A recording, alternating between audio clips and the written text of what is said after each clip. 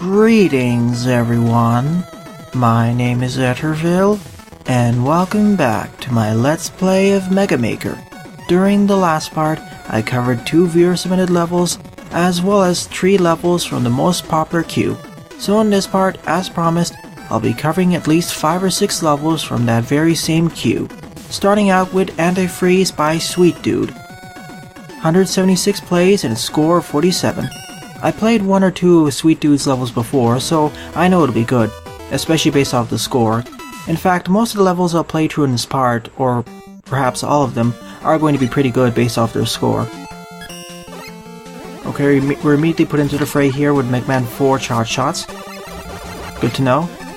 Also, if you want one of your levels to be featured in a future part, please leave the level name, or preferably the level ID, in a comment below or direct message me on Twitter. And also, the full disclaimer of this entire LP series is linked in the description below. And I will be commenting on the level design and a whole bunch of other things while I go through all of these levels, explaining what I like, what I don't like, and perhaps any future suggestions or upgrades or any problems with design and whatnot. This seems to be a little bit more of a regular Mega Man stage, mainly because we're forced to use the Mega Man 4 physics, or regular Mega Man physics.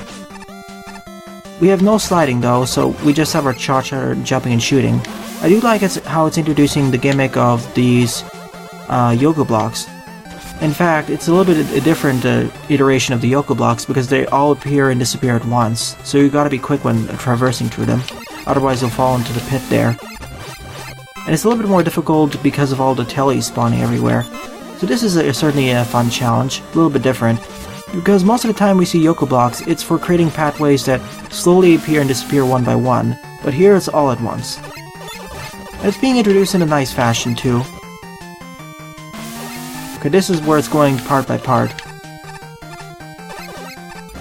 But those 2 segments came like a congruous part. Gotta be a little bit careful with these tellies though. Well, these were equally distantly spaced, so it wasn't too much of a problem yet.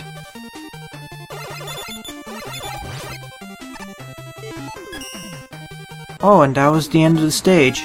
Antifreeze was rather a short stage. It felt like half the length or 2/3 of the length of a traditional Mega Man stage. Still, it was short but sweet, and it focused mainly on the ice physics combined with, or at least the ice aesthetics, combined with the introduction of the Yoko blocks in a more unique pattern. So good work, SweetDude. Let me see, I know I played one of these levels. Okay, this is what I played, Windy Storms. They seem to have an eye for good level design. Good, creative, and fun level design, even if it's a bit short. Next up is the Cyberspace System by Offic Dunmore. 114 plays and a score of 36. If I complete at least 5 or 6 levels, and I haven't reached the 35-minute marker of this part yet, I'll keep adding more levels. Might as well showcase more of these fun levels. Like I said, I suppose most of these levels will be really fun, based off of the scoring and whatnot. At least the most popular queue acts like the hot queue from Reddit, so it helps filter out most of the trash that litters the new queue. We have every single special weapon for some reason, and we can't go to the left. But I guess we'll have mandatory usage of the Star Crash eventually. Oh well, at least we have water and space physics everywhere. That's nice. And it really decimates most of these foes. I'm not sure if it is really necessary to have all these special weapons, but I don't mind having them. It makes some of these scenarios a lot less of an issue, like, for example, jumping on these Sparkman platforms.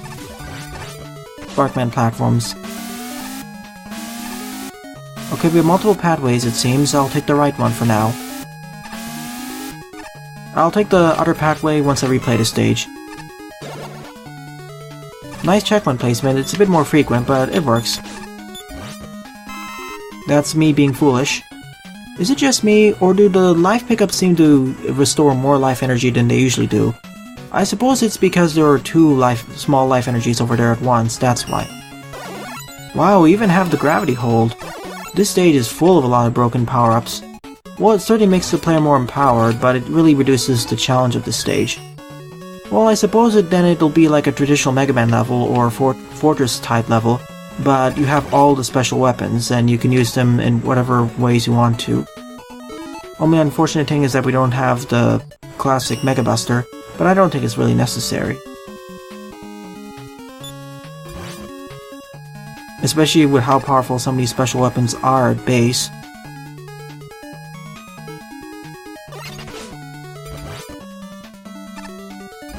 I mean, look at it, I can just two-shot these tellies with the Star Crash. And one-shot these Crystal Joes, too. Only thing I have to be concerned about are these tellies who can end up destroying my jump height. But this stage is made with the thought that you don't necessarily have the Star Crash equipped. Or at least for some parts, so... Because otherwise, if it was made in mind where you were forced to use the Star Crash, some of these jumps would be a lot more difficult to make. So the designer did take in mind that you would use other special weapons, even though they made the Star Crash the default one.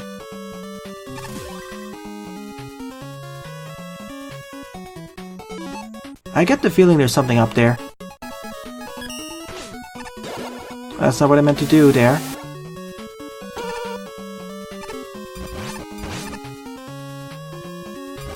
Let me first kill this Picket Man because he's causing way too many problems.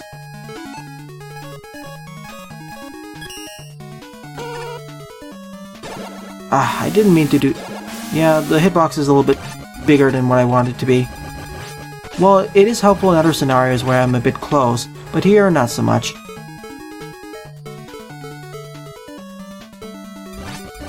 Especially when I want to create the magnet beam and get out of here.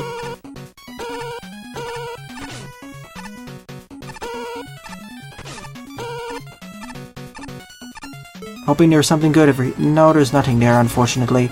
I thought there would be a secret over there. Sadly, there isn't. Okay, thank you for putting the large life energy there.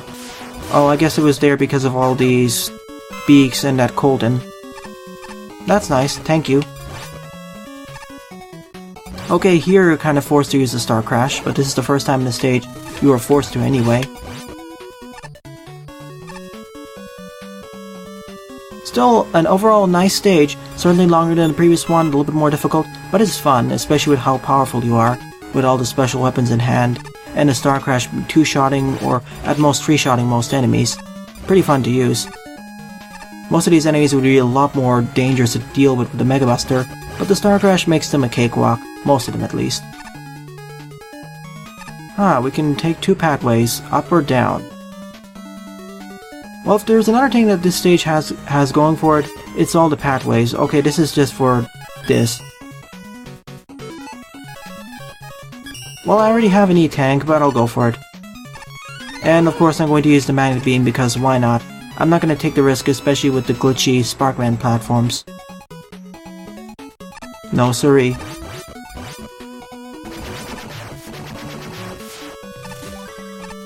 Really liking the checkpoint placement, it's a lot more on the forgiving side, that's for sure.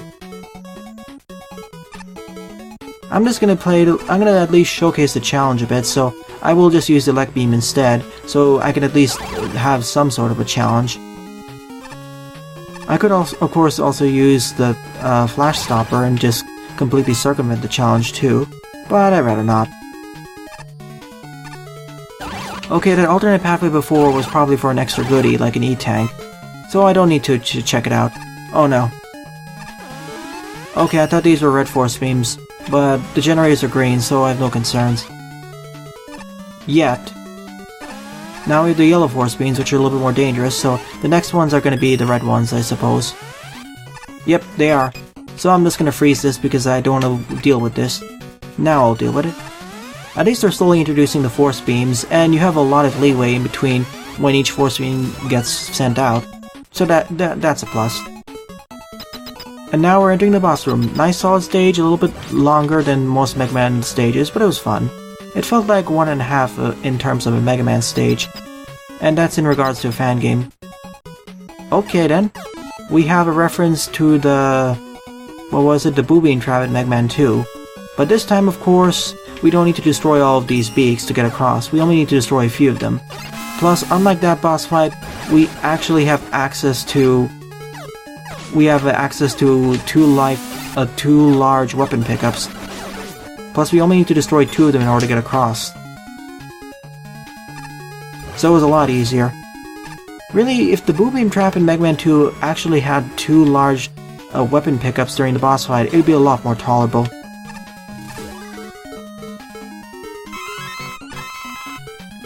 Also wish I actually had the energy balancer, or potential access to it. Alright, time for the boss fight against Sparkman.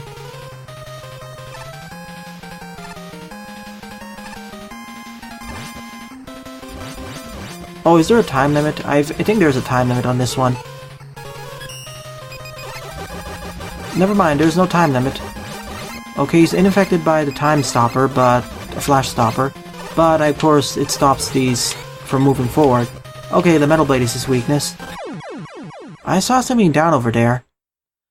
Oh, I see. If we used that special weapon, I believe that he could have fallen down there. Or perhaps we would fight the boss in that direction. Still, I like the Cyberspace System. I see that each of the teleporters at the end of each section acted like a link to the next network. So that was interesting. Good work, Offik Dunmore. Okay. Next up is Super Sonic Speedway, also by SweetDude. 54 plays and a score of 32. Really, SweetDude is one of those level authors who I know I can trust in quality. Quality and fun content. This is going to be focusing on speed, and we only have access to the Silver Tomahawk. Another thing that I really like about SweetDude is how they aren't afraid to experiment with other special weapons, and how they can force you to use certain special weapons. Force you to use infinite usage of a certain special weapon in order to create more creative challenges. Plus the stages, even though they're not that long usually, they aren't that difficult once you get the hang of it. They're not super difficult like many other stages. They're medium to hard.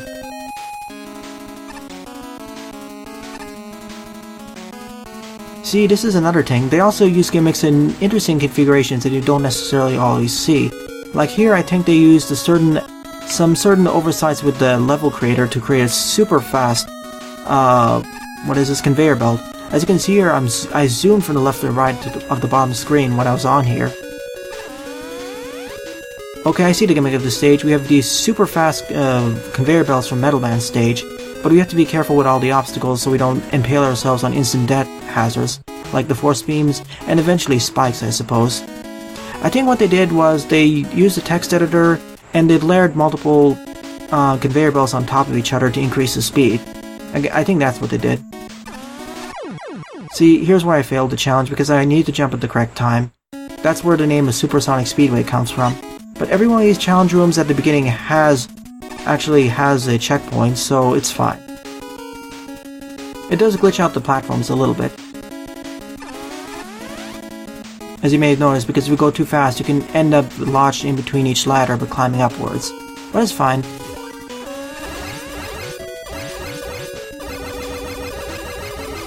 I need to spam my... wow. Okay, you have to be a bit careful here and race forward to the right so you can actually get across without dying.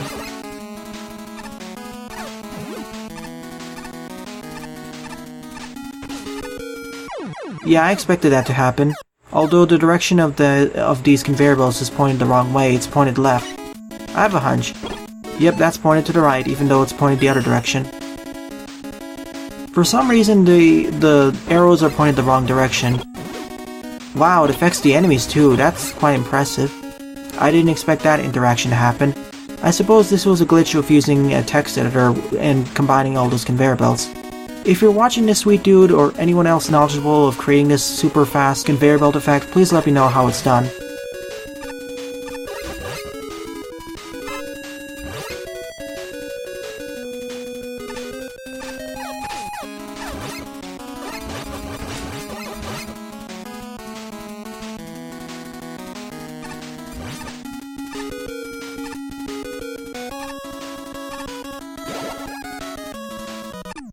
That was the end of the stage, too.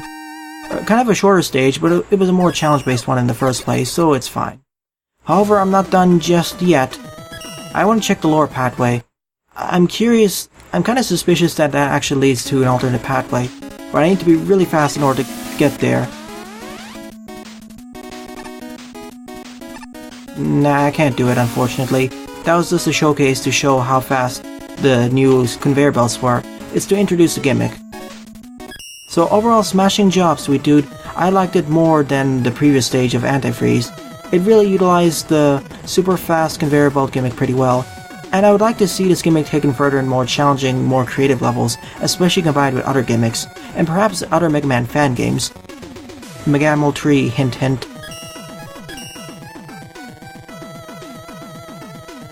Alright, fourth on the lineup is Arcade Machine by Gamer6192. 92 plays and a score of 25. Overall, I'm liking all of these stages. My favorite, of course, is the previous one, that being Sonic Speedway.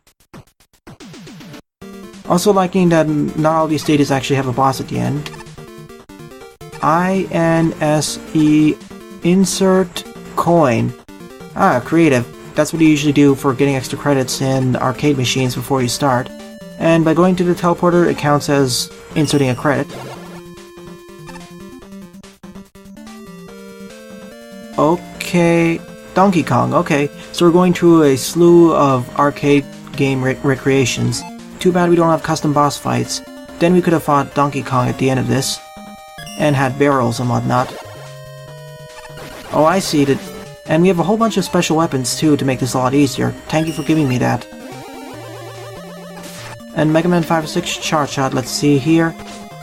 Yeah, it's the Mega Man 5 Chart Shot, aka the most powerful one. Well, I see where the gimmick came from. We have the same ladder construction, or at least mostly the same, as the original Donkey Kong arcade game. Unfortunately, we only have protons as enemies, and we don't have barrel-type enemies. If only this could be taken further in potentially a Mega Man 3 entry or a custom fan game. That would be really fun to do. Plus, we have spikes on the left and right sides, so if in case you fall off. So that was the end of Donkey Kong. Next up is Tetris. Really creative usage of the blocks in certain configurations, or tiles and ladders to indicate what game is coming up next. Okay, now we have Tetris. Oh, and these are all the Tetranomos that are stuck in midair. That's the L shape, this is the... I forget the name of this one, the T shape, the block shape, and we need to go down these carefully so we don't end up falling in spikes or something. Ah, neat, and this is the bottom block section. Like I said, if this was like a Mega Man 3 entry or a custom fan game, we could have this moving and we'd have to go through this Tetris segment like a mini-boss or something. And I do like how you can destroy most of these segments by just blowing them up with their respective special weapon. Oh, it's actually also positioned just above this Tetris name. That's neat. I also find it rather creative that most of these blocks are actually just ladders. Next up is Pac-Man. Neat. Although the stage is rather on the much more on the easy side because only the first segment had enemies, this one was purely non-enemy based. And now we probably have the same setup as level 1 as Pac-Man. We gotta be a little bit careful though so we don't fall off the stage itself. I have a hunch where we need to go though.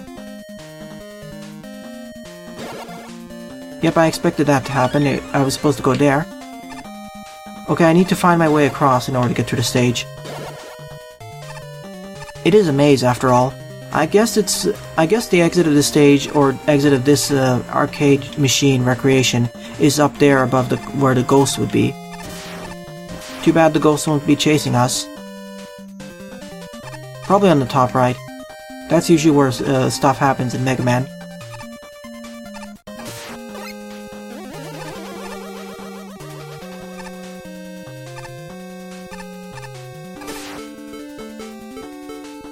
Oh yeah, I forgot I have this.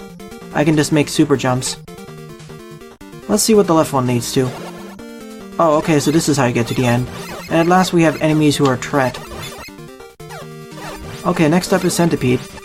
We're going through all of the classic games, it seems. Gotta be careful with some of these enemies though, so we don't end up getting telefragged or something.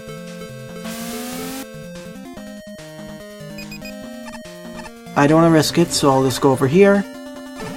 Oh, it even prevents you from bouncing on the springs. I suppose that makes sense. Okay, and going here is just an optional segment where you get an E-tank. And subsequently get stuck over here, so you're forced to restart at the last checkpoint. Thankfully it's over there, so it isn't much of a problem. Alright, on to Centipede. I think I could just circumvent this entire challenge by just going down here. But I suppose I missed an E-tank or something up on the top right. After all, the Pac-Man table did do the same thing. Now, Space Invaders. Once again, I really would like to see this gimmick taken further, but for that we need custom enemies and custom bosses. Hint, hint, Mega Maker 3 or another fan game.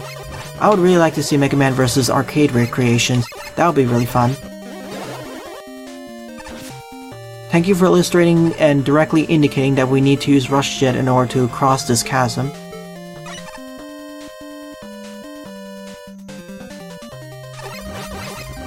Oh, so that's how they did Space Invaders. Instead of doing a vertical shooting scroller, we have a horizontal scrolling section with all sorts of aliens. That's really neat. Gotta be a little bit careful though so we don't run out of special weapon energy. That's important. And we don't instantly die from getting killed by all these enemies. Well, that was an easy segment. You just need to pick up that one large weapon energy so you can make your way across without Rush Jet falling into the abyss. Well, I have 2 E-tanks, I don't need it. Oh yeah, congratulations, and because of that we get a lot of E-tanks. Thank you, level designer. This is one of the more creative stages of the game. Not due to mechanics, but more so because it recreates so many different classic arcade games.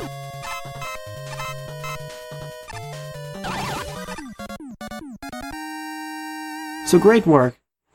Like I've repeatedly stated, I would like to see this taken further in Mega Maker 3, another engine, perhaps a standalone level, or even in an entirely new fan game, with custom enemies and custom bosses and custom mechanics. That would make a lot of these arcade recreations more memorable and more... what's the word for it? Respective of their original titles. Well, respective isn't the word, but I'm having a brain fart right now, so I don't know the exact name of it. Alright, so we completed 4 levels, time for the 5th level. Beam Me Up, Scotty by Megarsieve,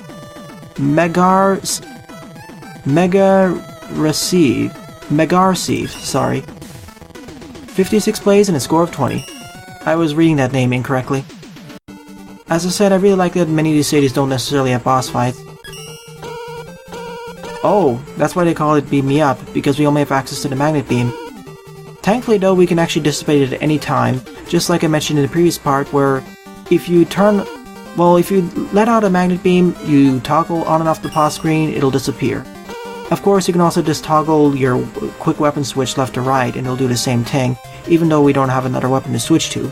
The same applies for other weapons that have projectiles on screen that still maintain themselves even if you switch weapons, as well as shields. Hopefully it's not as difficult as that last magnet beam focused gimmick based stage. We gotta be a little bit careful though, because we can only have up to 3 magnet beams on screen at once. I thought I was going to die over there. Somehow I made it. Gotta be a little bit careful so we can get through the spikes though. That's a bad one. I'm expecting there to be one segment where we need to wiggle through a lot of spikes and position this at the correct orientation.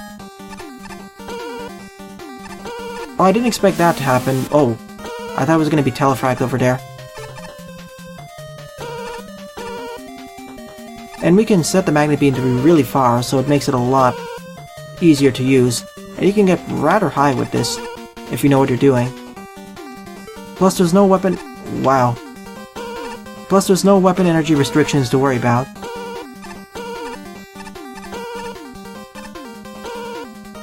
And that was the end of Beam Me Up Scotty. A short but simple gimmick-based stage utilizing the magnet beam. It's certainly not as difficult as the last magnet beam focused gimmick-based stage, but I liked it. But I would like to see it taken a bit further with actual enemies to face. Something to dodge, maybe projectiles, whatnot, so you have more things to juke around. Still, I'll give this a thumbs up. I'm going to have to make another system where I more specifically indicate, because the thumbs up and thumbs down is a little bit too binary for my own taste, and I definitely rate the levels a bit differently, like from a score from 1 to 10. Like if I were to rate this level from a score to 1 to 10, it would be a 5 or 6. It's a fun gimmick, but I would like to see it taken further. But that otherwise translates to a thumbs up, so probably following the next part, or starting for the next part, I'll make a little bit more of a discrete system, or broken down system, so you better know how much I like the levels. Alright, 6th level on the lineup is Water Pipe Sewers, also by Offic Dunmore. 44 plays and a score of 20. Boy, we seem to be seeing some repeat people here. They must be quite skilled in making good levels, or creative levels that really resonate with the audience. This will be a sewer level with a Toadman at the end. And I see a trend with Offic Dunmore where they give you a whole bunch of special weapons that you have at your disposal. Of course, this time instead of the Star Crash like with the arcade machine, or I mean the network, Cyberspace, we now have the Mega Buster. I suppose those bottom parts are bottomless pits. Okay, easy start up to introducing each enemy is good. Good introduction of enemy gimmicks, I suppose.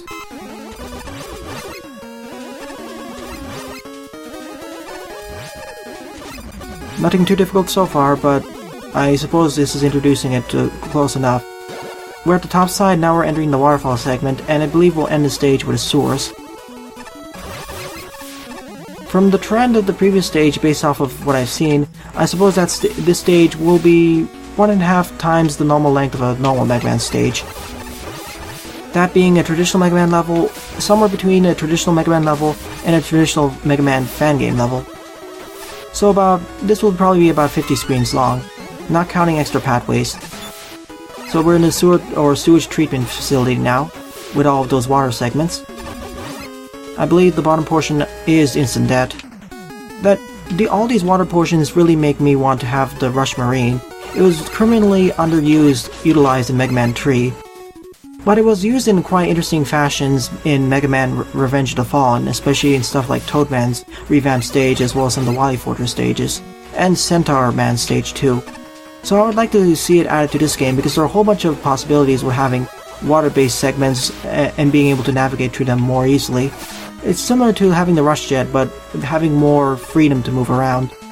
And I can see a lot of developers, level designers, good and bad, using the addition of Rush Marine and water segments in really creative fashions. I would definitely like to see them take a crack at it. I would like to take my own crack at it too. Because Rush Marine was quite unique, and as I said, I felt it was criminally underutilized and has a lot of missed potential.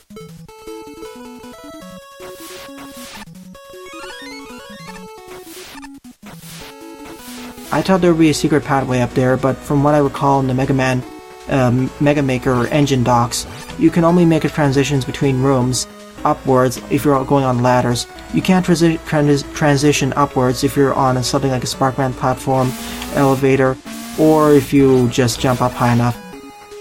It's not like the Mega Man 3 engine. Let's see, where is that?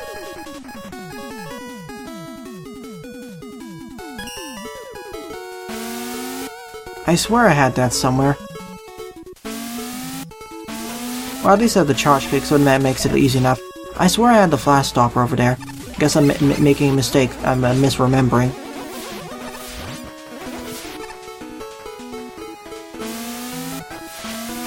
Oh yeah, jumping on water is going to make some of these jumps a little bit more hairy.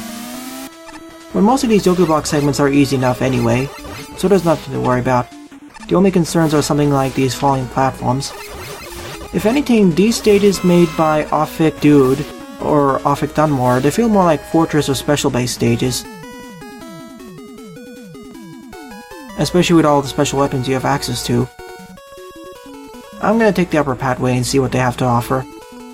Really having all these special weapons combined with the little bit more easy level design makes these stages a lot less challenging. Sure, they're fun to go through, but they're less challenging. But I don't mind going through the occasional more easy base stage, like I said in the previous part. It's a nice change of pace from the really tough, challenging stages that I go through every other part. Every time I see a one gap block over there, I always think there's an alternate pathway.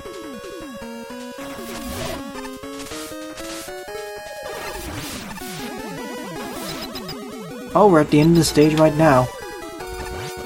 I guess that the bottom pathway just led to some extra goodies or something. Remember, pathways may not necessarily directly link up to each other, where pathway 1 and 2 will directly combine into one merging pathway somewhere else. After all, we have teleporters, and pathway 2 can lead somewhere to pathway 1 at the end, directly teleport you there.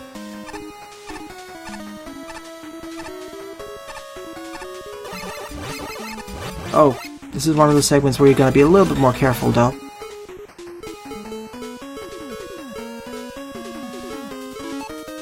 No, I don't have Rush Jet either. Well, I guess I'll be using the Charge Kick then. After all, it does make me invulnerable. Oh, and this segment was a lot easier than I expected. Oh, that's where the pathway leads up to. As expected, it was a teleporter, but at least it's a two-way one. We would have gotten an M-Tank if we did that. But I already have one E-Tank and M-Tank, plus the boss fight's easy enough, so it's not really necessary. And I got soft-locked here. Thankfully I can just restart the last checkpoint. Like I said, whenever I see these one-block high tiles, or gaps, I always think there's a secret there I can slide through.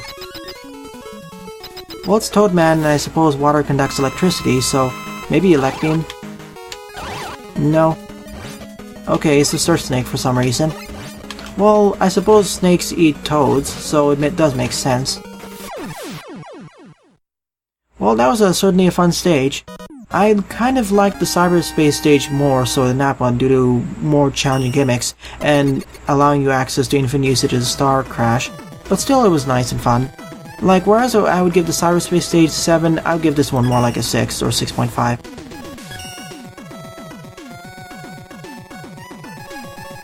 Alright, time for the last level of this part. The 7th level is Tunnel Snake by ExtremeMacaroon.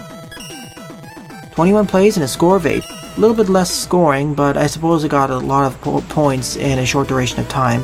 That's why I got up here. Okay, only Charge Kick and Windstorm. Oh, one of these stages I see.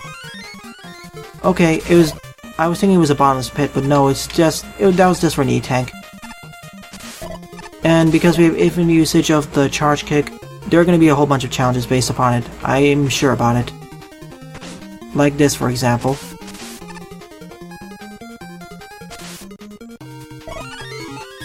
And I already got an E-Tank and M-Tank right now. Hopefully I won't be forced to use the M-Tank during the stage. What I mean is I hope the stage isn't too challenging.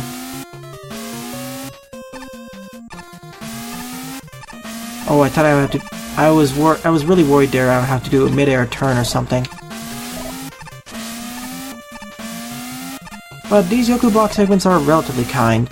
Really, all of the Yoku Block segments in this part were relatively on the kind side, instead of being more on the jerkish side or really difficult side. I do approve of that. Here it's teaching you that you need to use the air... Oh, never mind. I thought this segment was teaching you that you needed to use the air jump properties of the Charge Kick.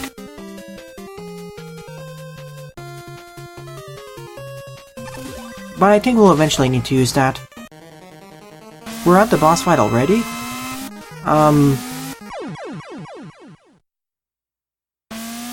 Okay. That was a relatively easy boss fight. I don't think that was intended. Sparkman got clipped right out of the stage, and that's how we won very easily. Still, I would give the stage a 5.5 or 6. It's average to above average because the Charge Kick and Windstorm gimmicks weren't really utilized much. Really, the Windstorm was only used in that one segment to get that extra E-Tank, or was it an M-Tank? Whatever, so I was really hoping it would be utilized in more fashions where it bounced off of it, and then immediately switch over to the Charge Kick in order to make some far distance jumps.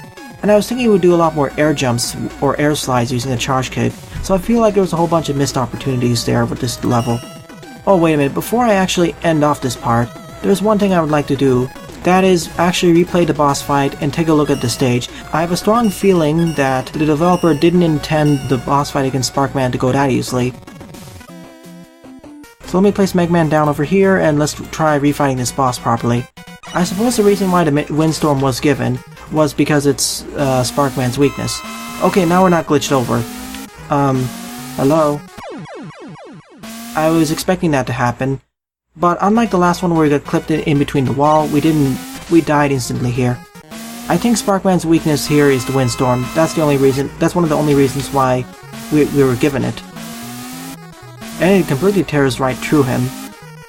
Okay, we need to... Sparkman gets an advantage when going through the stage, so we need to get down... We need to keep avoiding Sparkman's spark shots all over the place until we get down to the bottom. Oh, but there's a time limit too, because we can get telefragged by all of these Yoku blocks.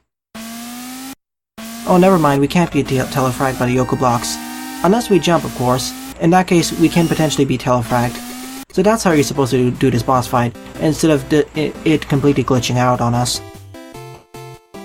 But still, I would like to see the charge kick gimmicks being taken a bit further, because it feels like a half-baked gimmick-based stage that didn't really utilize the special weapon to its fullest potential. So in summary, I covered 7 levels in the most popular queue. My favorite levels would probably be the Cyberspace System and Super Sonic Speedway, with an honorable mention going to Arcade Machine for how novel it was. Antifreeze, well, it was fun and all, but I really like Super Sonic Speedway more so because I like the gimmick more, but I would like to see the gimmick of the super fast conveyor belts be taken further. And Cyberspace System for being a nice combination of gimmicks, introduction of new challenges, etc., as well as making it really powerful with the infinite usage of the Star Crash. Sure, it was a bit more on the easy side, but it was still on the fun side. And Water Pipe Sewers, that was fun too, but not as fun as Cyberspace. I felt it could be taken a little bit further, but it did have several other characteristics from Cyberspace System, that being the alternate pathways ending up a little bit early, but having some extra goodies like E&M tanks. Although Water Pipe Sewers did actually have an alternate pathway, which did lead to the end of the stage, which didn't exist in Cyberspace System, I suppose. And Beam Me Up Scotty, well, I really feel like the Magnet Beam gimmick could have been taken further. At least it wasn't as difficult as that last Magnet Beam gimmick stage I played a whole bunch of parts back.